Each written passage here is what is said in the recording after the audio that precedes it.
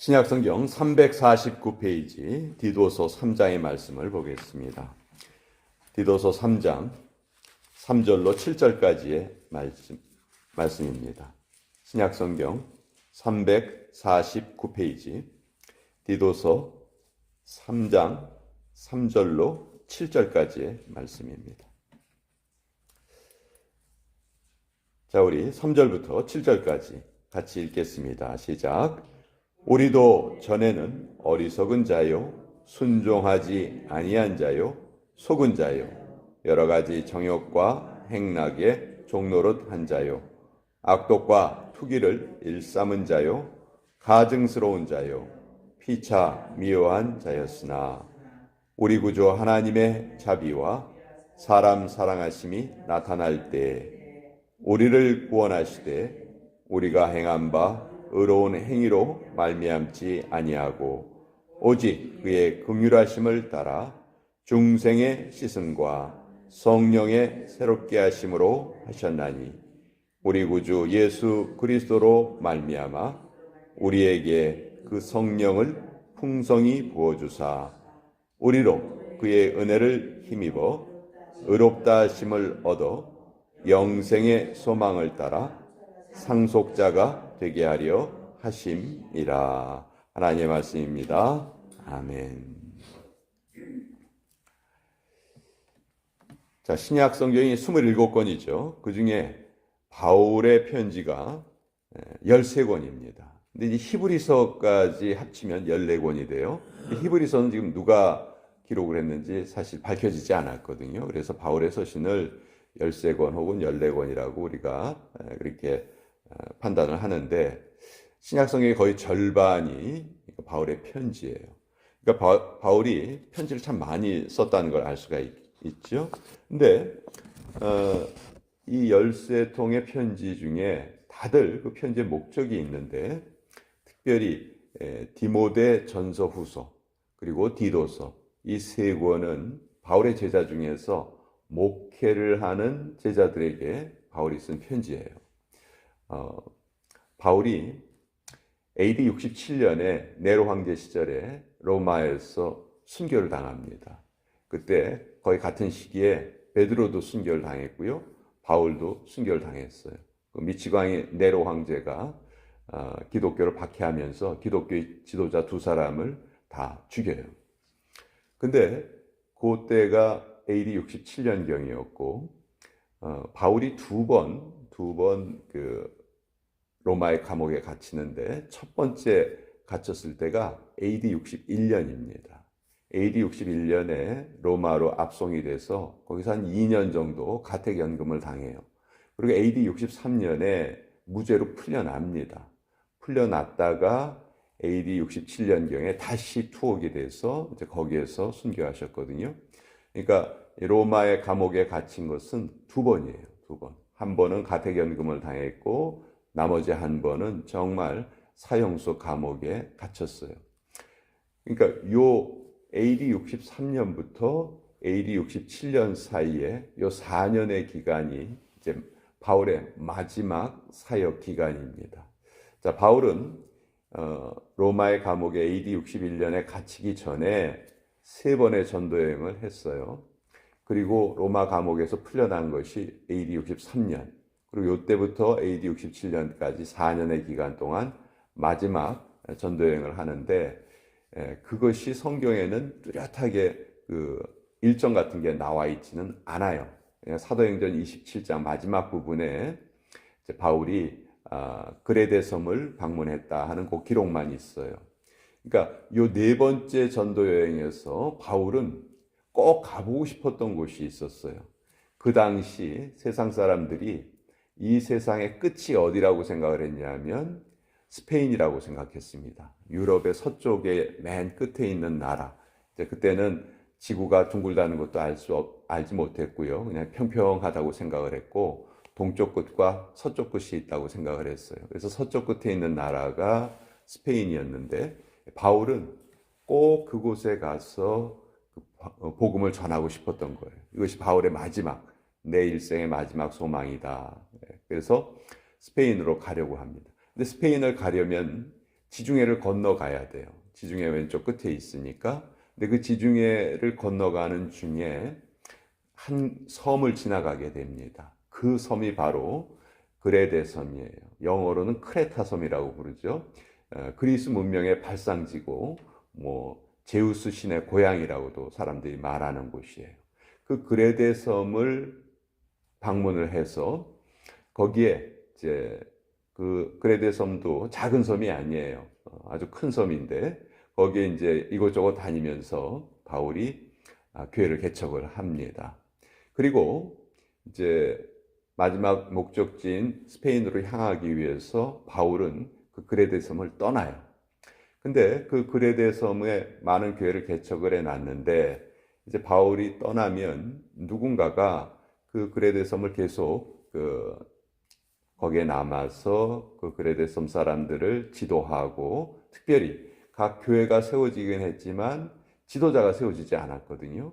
장로님들을 세워야 하는데 그 일을 이제 바울이 누구에게 부탁을 하냐면 디도에게 부탁을 합니다. 그리고 이제 바울이 떠난 거죠.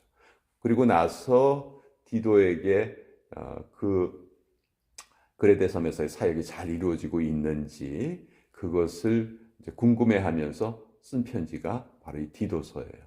그래서 우리가 디모데 전서후서, 디도서는 특별히 바울의 서신 중에서 목회 서신이다. 목회를 하는 제자들에게 보낸 편지이기 때문에요. 근데 이 그레데 섬이 어떤 섬이냐? 그레데 섬이 사실 바울이요. 웬만해서는 다른 사람에 대한 험담을 하거나 하는 그런 기록이 별로 없어요. 근데 유일하게 바울이 다른 사람의 말을 빌어서 그레데 사람들이 어떤 사람이다 하는 것을 표현을 한 적이 있습니다. 디도서 1장 12절을 한번 보세요.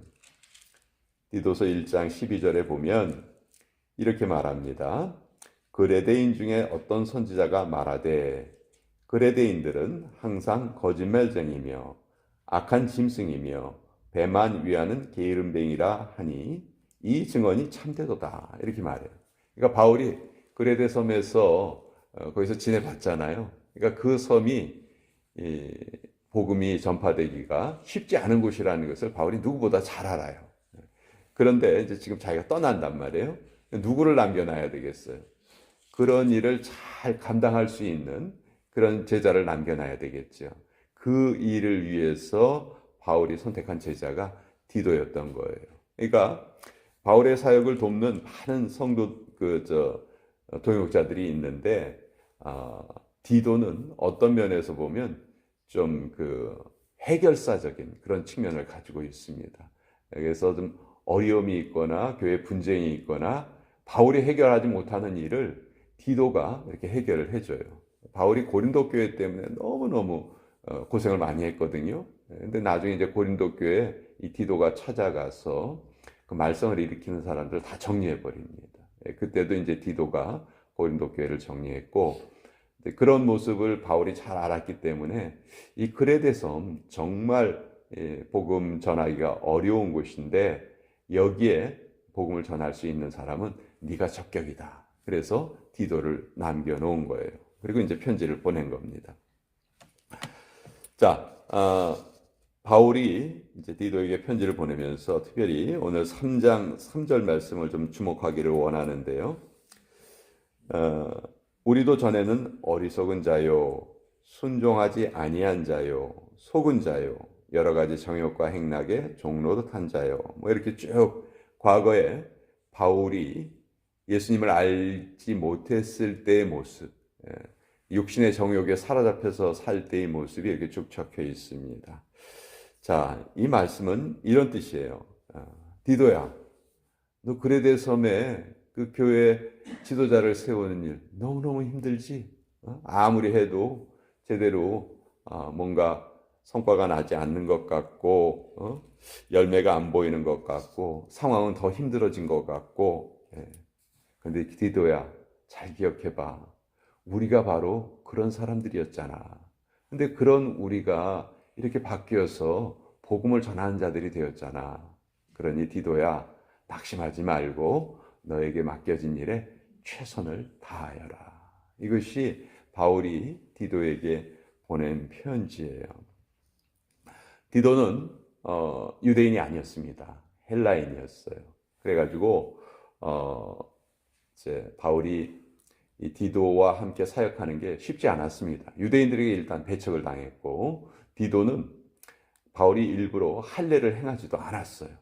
그러니까 유대인들 입장에서는 할례 행하지 않은 자가 바울과 함께 복음을 전하고 또 유대인들에게 예수님을 전하는 것을 아주 못마땅하게 생각을 했죠. 근데 바울은 끝까지 디모데는 할례를 받게 했지만 디도는 할례를 받지 않게 했어요. 왜냐하면 디도에게 할례를 요구한다면 그것이 이제 자기가 복음을 전하는 그 이방 지역에도 그대로 적용이 돼야 되는데, 사실 그 할례에 대해서 거부감을 가지는 사람들이 너무 많았거든요. 그러니까 복음이라는 더 큰 가치가 있는데 할례가 그것을 막아서는 안 되겠다. 이게 바울의 생각이었죠. 그래서 디도에게는 할례를 행하지 않습니다. 그리고 디도는 끝까지 헬라인으로서 헬라인의 정체성을 가지고 복음을 전하는 그런 사람이 됐던 거죠. 그러니까 바울이 뼛속까지 유대인이잖아요. 나는 히브리인 중에 히브리인이요, 베냐민 지파 사람이요. 그렇게 바울은 자기의 민족적인 그것을 아주 자랑스럽게 얘기합니다. 그렇지만 바울은 거기에 매여 있지 않았어요. 얼마든지 이방인을 위해서 복음을 전할 때에는 디도를 통해서 사역하기도 했고, 그러니까 아주 어떤 한 가지에 매여 있지 않고 바울은 아주 마음이 넓었어요. 딱 한 가지에만 매여 있었죠. 예수 그리스도의 복음. 그 복음을 위해서는 내가 목숨까지 버릴 수 있다. 그렇게 생각을 한 것이죠. 그래서 7절에 디도에게 다시 한번 바울이 자기의 신분을 말합니다. 자기와 디도의 신분을 말하는 거죠. 우리로 그의 은혜를 힘입어 의롭다 하심을 얻어 영생의 소망을 따라 상속자가 되게 하려 하심이라. 여기 상속자라는 표현이 나오죠. 바울의 다른 편지에 보면 기업이라는 표현으로도 많이 나와요. 그의 기업이 되게 하셨노라. 그의 상속자가 되게 하셨노라. 그러니까 우리가 하나님의 상속자라는 거예요. 상속자. 그러니까 하나님이 하나님의 복을 누구에게 나눠주기를 원하시는데 그 대상이 누구냐? 바로 우리들이라는 거죠. 우리가 그런 상속자가 되었다. 디도야, 지금 현재의 어려움에 너무 힘들어하지 말고 다시 한번 힘을 내어라. 그런 의미로 디도에게 보낸 편지가 디도서고요. 오늘 우리도 마찬가지입니다. 우리가 예수님을 믿는 그런 삶을 살아갈 때 참 어려움이 많아요. 그런데 그럼에도 불구하고 하나님께서 우리를 선택해 주셨다. 우리 주변 사람들이 우리를 힘들게 한다 할지라도 우리도 전에는 그런 사람이었다 하는 것을 잊지 않는다면 얼마든지 우리가 지혜롭게 행할 수 있을 것이다. 이 말씀을 통해서 다시 한번 또 깨닫게 됩니다.